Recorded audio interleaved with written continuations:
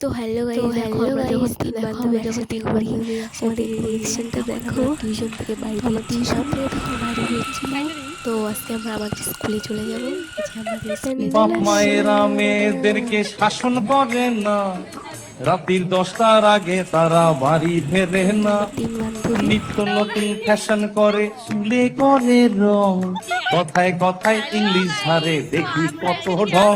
আরে বেতাল ভাবে